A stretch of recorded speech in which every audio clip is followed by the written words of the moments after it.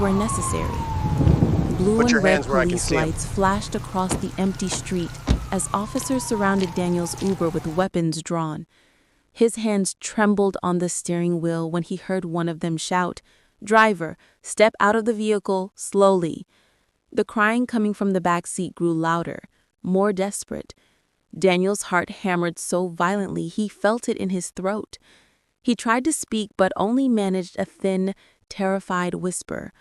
"It's not my baby. I swear it's not my baby." An officer yanked the door open and dragged him out, pushing him against the hood.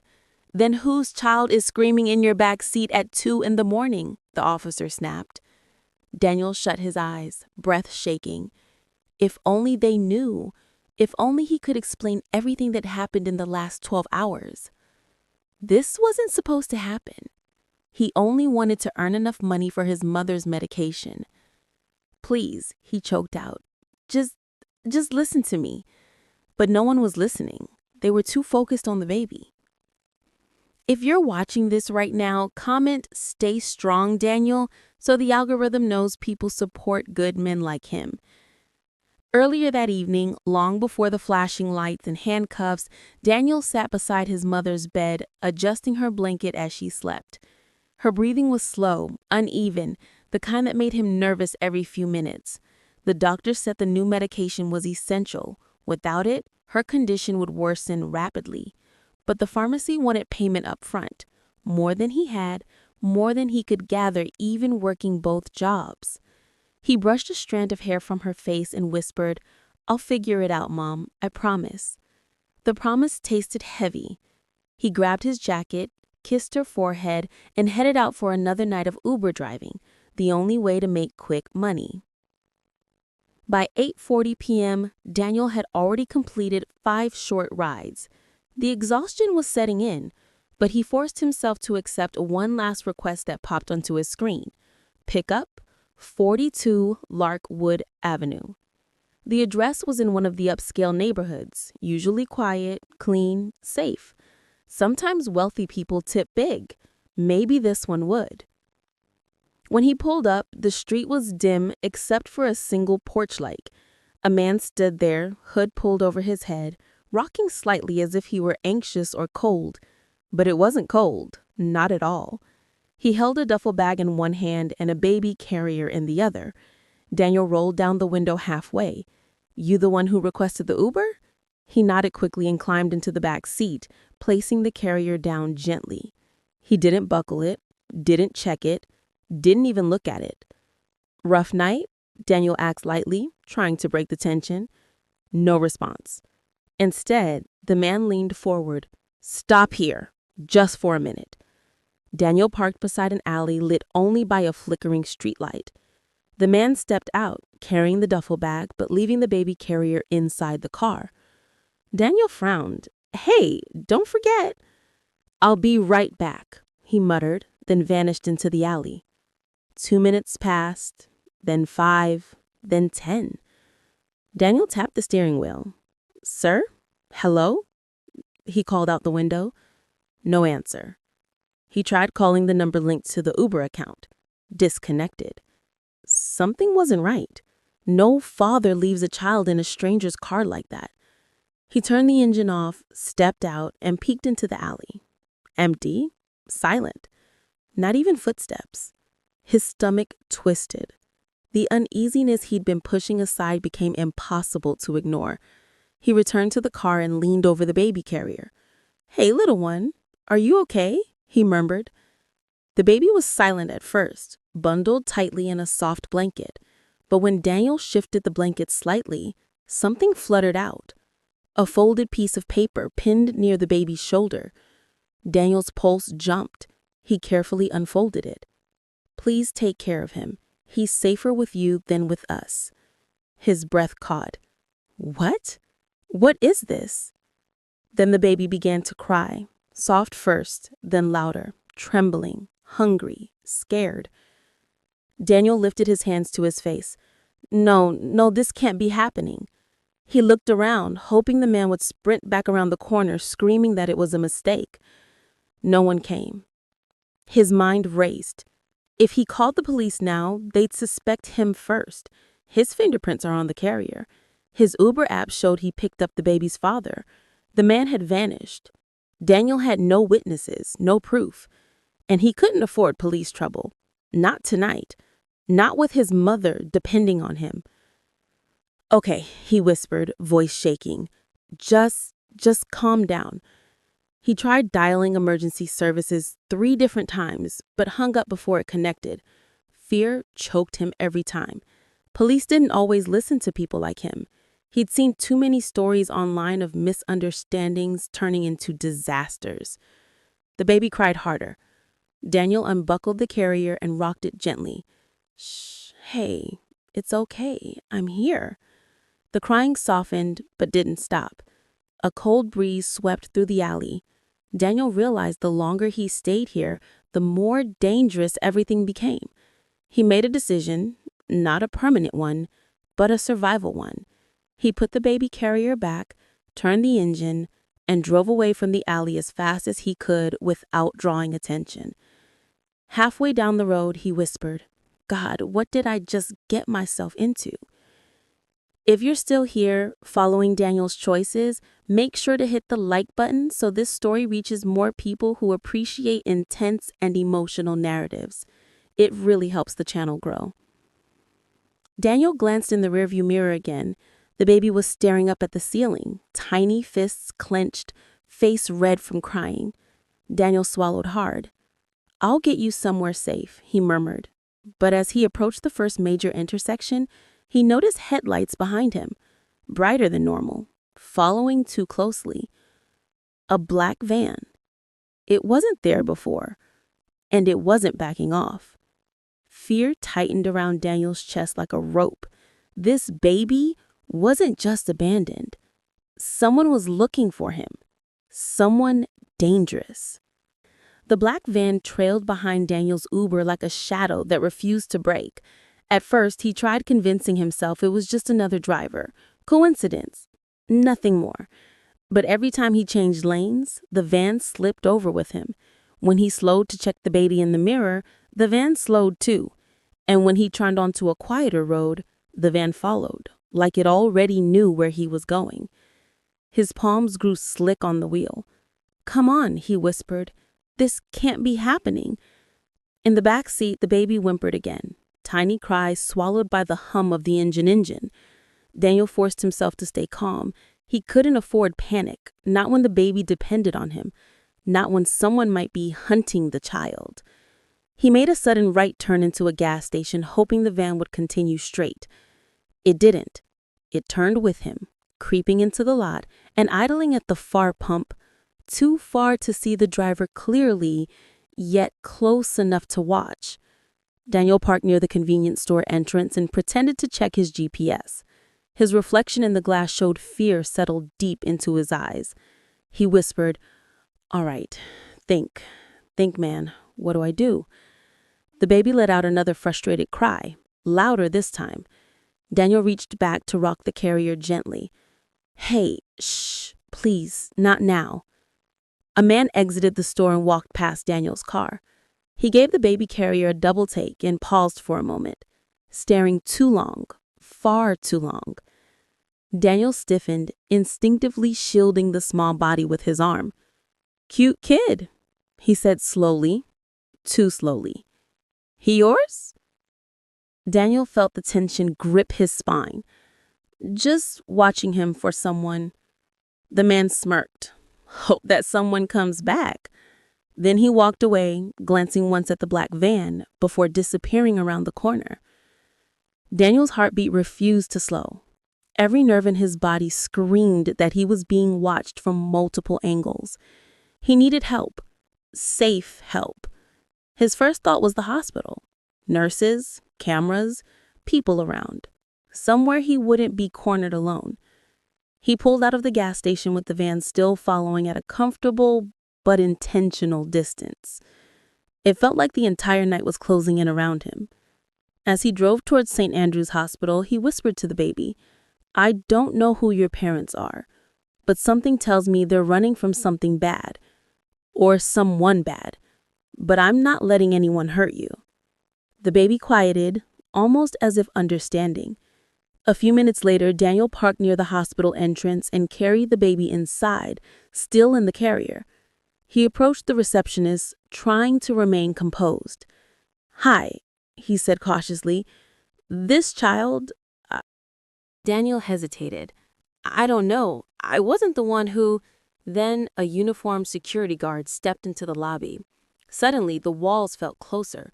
The presence of official eyes made Daniel's chest seize. The nurse turned toward the guard.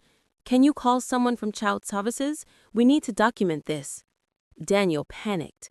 If CPS showed up first, they might detain him until police arrived. With no proof of innocence, everything could go wrong fast. He stepped back into the glass doors, parked under a dim streetlight. The black van was there, parked, watching. Someone was sitting inside, watching the entrance, watching him.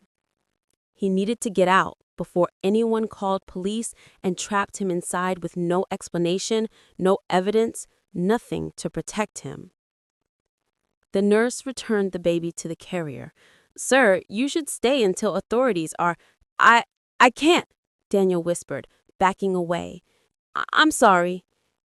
Without another word, he turned and hurried out of the hospital with the baby carrier, pushing through the doors so fast they hardly had time to slide open. He didn't stop walking until he reached his car. He opened the door, secured the carrier, and practically threw himself into the driver's seat. The van's headlights flicked on. That was enough to break what little calm he had left. He pulled out of the lot and drove into the street, accelerating as fast as he dared. Every intersection felt like a trap. Every stoplight felt like an invitation for the van to catch him. He couldn't go home. He couldn't go to the police yet. He couldn't risk the baby falling into the wrong hands either. His thoughts were spiraling so fast that he had to grip the wheel just to anchor himself. As he drove down a darker road, the baby began crying again. Daniel whispered, "I know, little one. I know. I'm scared too." He forced himself to focus. Who would abandon a child? Who would follow a stranger across the city for a baby? What kind of danger had he stepped into? He needed answers. And the duffel bag the man had taken earlier might still hold some clues, if he found it. Daniel took a sharp turn back toward the alley where everything began. It was a risk returning to the scene, but maybe, just maybe, something was left behind. The street was empty when he pulled in. The flickering streetlight still buzzed above. He parked, grabbed the carrier, and approached the spot where the man disappeared hours earlier. Something glinted on the ground. A zipper. Daniel crouched down and pulled out a dirt-covered duffel bag, the one the man carried when he left the car. His breath caught. He took a last nervous glance around, opened the bag, and froze at what he saw inside.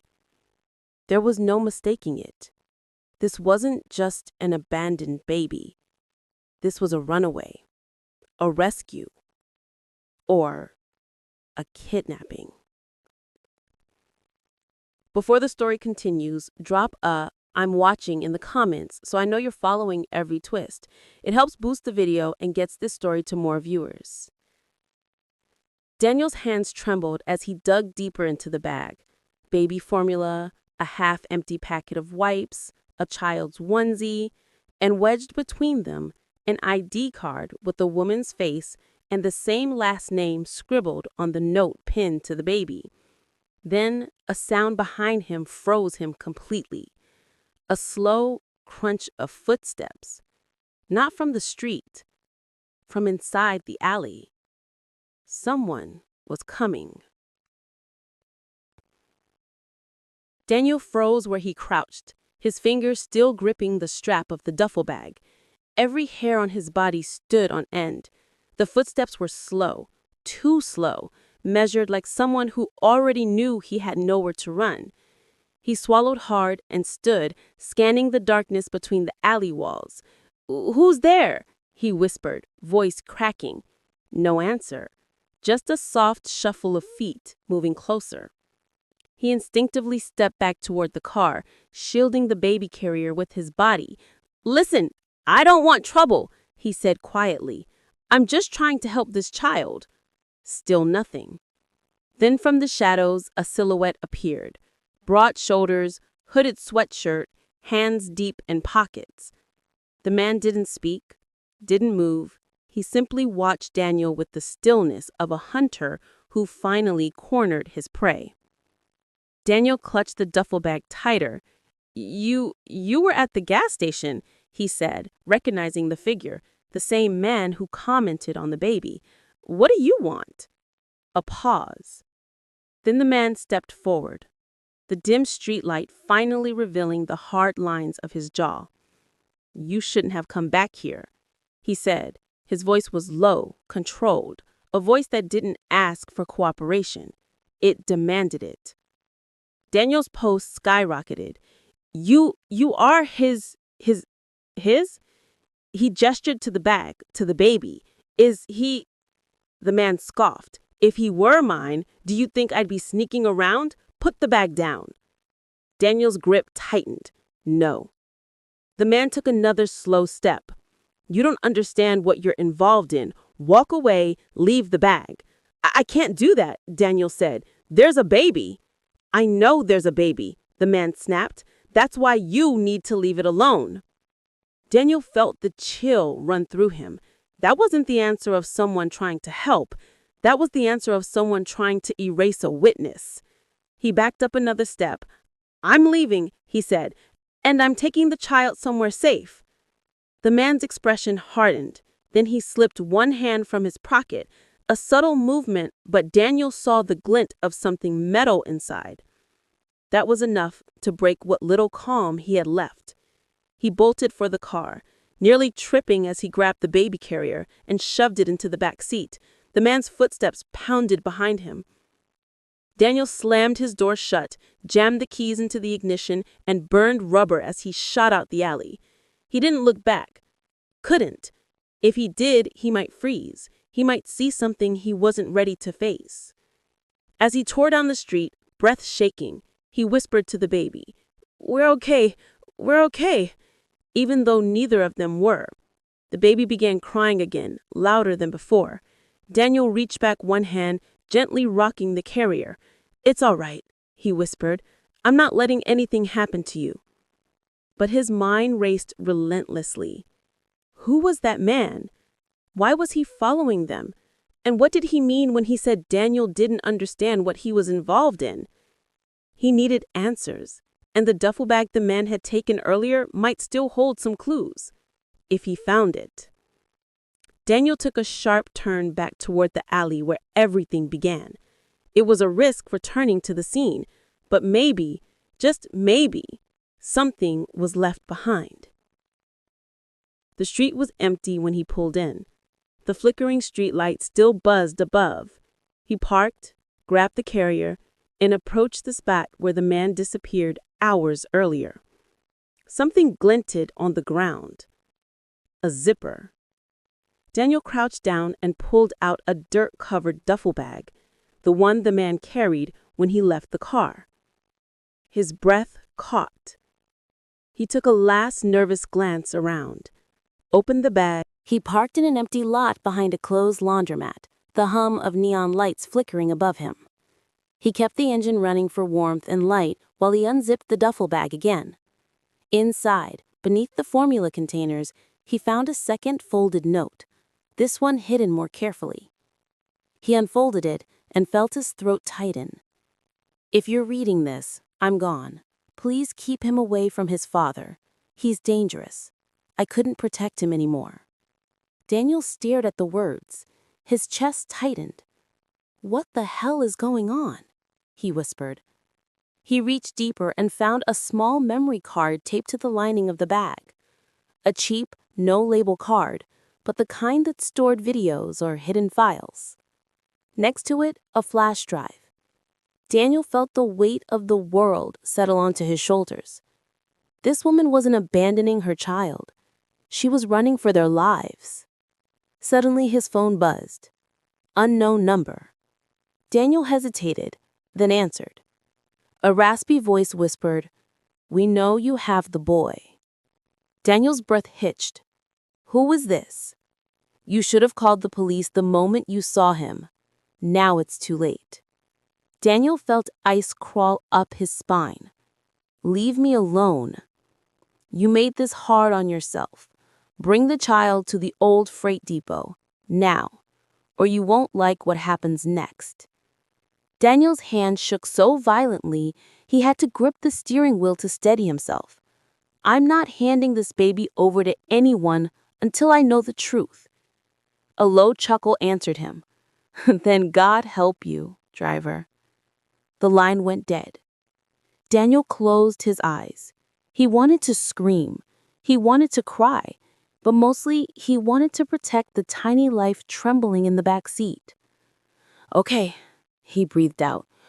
Okay, we're not going to the police yet, but we're not going to them either. He had one last idea, one last place he hoped would have answers. The women's shelter on Oak Ridge Street. He turned on his hazard lights, pulled out of the lot, and headed that way, praying he wasn't too late. As he drove, his heart aching with fear and anger, he whispered to the baby, I'll get you somewhere safe. I swear it. I'm not letting you go back to whatever this is. If you're still watching and Daniel's courage is inspiring you, type "Protect the Innocent" in the comments to support the story and help spread the video to more viewers. The shelter sat at the end of a quiet block, small, worn, but lit with a soft yellow light. A place meant to be safe. A place for people who had nowhere else. Daniel parked across the street, heart pounding. He lifted the baby carrier and hurried toward the door. He knocked twice. A woman in her mid-40s opened it a crack, her eyes cautious. We're closed for intake tonight. Daniel stepped forward. Please, I need help. We can't take new arrivals until morning. It's about a woman. I think she came here recently. She left this.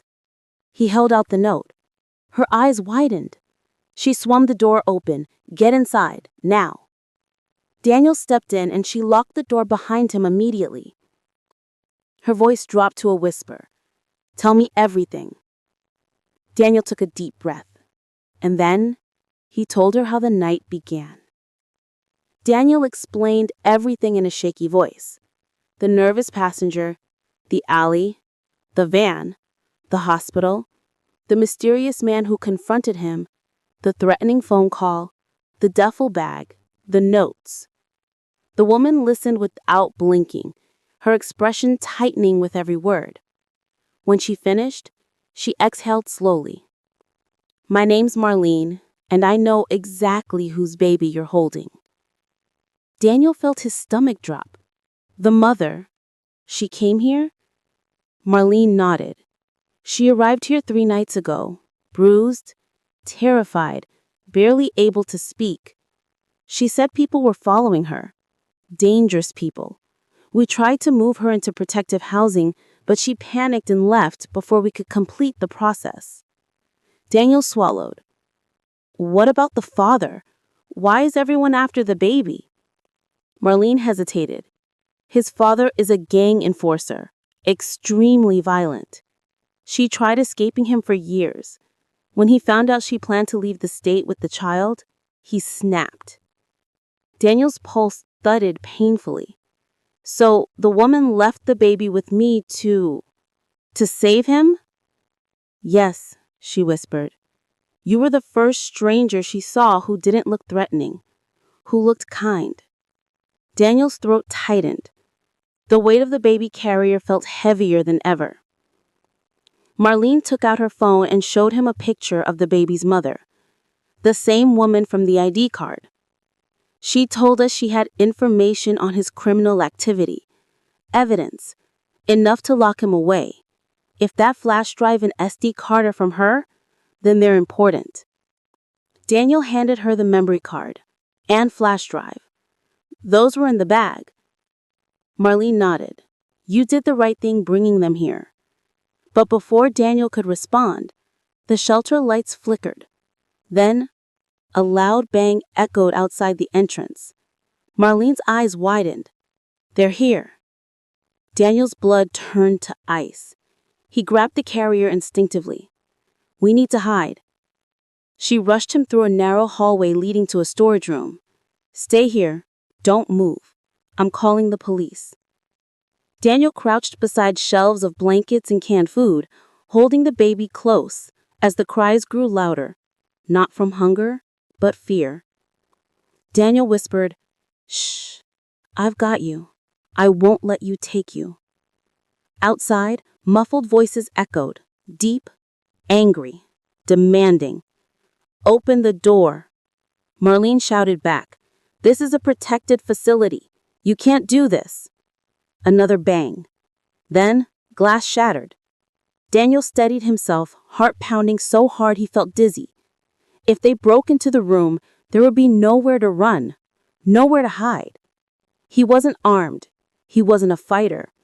He was just a driver who wanted to help his mother. But now, he was all that stood between a ruthless man and an innocent child. A shadow crept past the bottom of the door. Footsteps approached. Heavy. Purposeful. Daniel held his breath. The doorknob twisted. Found you, a voice growled. The door swung open and Daniel flinched, ready to shield the carrier. But it wasn't the gang member. It was a police officer. Sir, are you Daniel Ortiz? The woman at the front desk said you needed help. Daniel nodded quickly. Yes, the baby, his father. There are people looking for him. We know.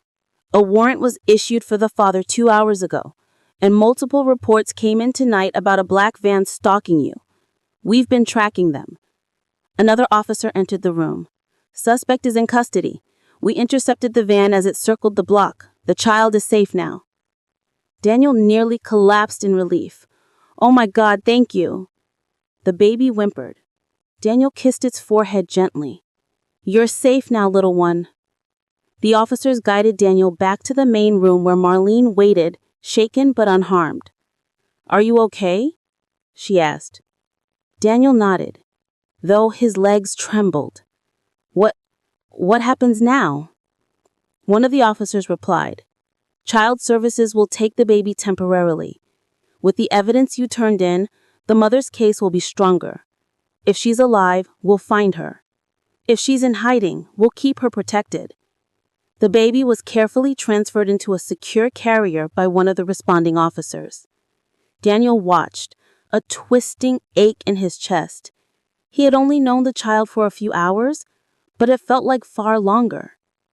Marlene put her hand on his shoulder. You saved him tonight. Most people would have walked away, but you didn't. I almost didn't make it here, but you did. And that made all the difference. The officers took statements. Daniel explained everything once more, this time feeling the fear ease with every word, knowing he was no longer alone in this nightmare. As they wrapped up, the lead officer approached him. We checked the note pinned to the baby's blanket. It was written by the mother. She chose you because she believed you were good. Daniel blinked slowly, emotion tightening his throat. I'm just an Uber driver. The officer shook his head. Tonight, you were more than that. Outside, dawn began breaking over the horizon. The black van was towed away. Police cars lined the street, and paramedics checked the shelter staff. It looks like the aftermath of a war zone. Daniel stood alone beside his car, watching the baby being sent off in a child services vehicle. He whispered, Be safe, little guy. Moments later, Marlene approached him with a warm, grateful smile. You should get home. You've been through enough for one night. Yeah, and I should check on my mom. As he turned to leave, Marlene called out, Daniel? He glanced back. You did something extraordinary tonight. He managed a tired but sincere smile. I just did what anyone would do. Not everyone, she replied. Daniel slid into his Uber, shut the door, and rested his forehead on the steering wheel for a long moment. His hands were still trembling. His entire body felt heavy from fear, adrenaline, and relief. His phone buzzed. A message from an unknown number. He hesitated before opening it. Inside was a single sentence. "Thank you for saving my son. I'm safe now because of you." Daniel stared at the message, his eyes stinging with emotion. Somewhere out there, the baby's mother was alive, and she knew what he had done. He sat up, wiped his face, and took a deep breath. Tonight he saved a life. Tonight he protected someone who had no one else. Tonight he proved that even ordinary people can make extraordinary choices. If this story touched you, write "Good people still exist" in the comments to help spread this message of hope and humanity. Daniel started the engine, feeling the weight of the night lift from his shoulders. For the first time in hours, he felt safe. And somewhere in the rising sun, so was the baby he risked everything to protect. Thank you. Kindly like, share, and subscribe to the channel for more stories like this.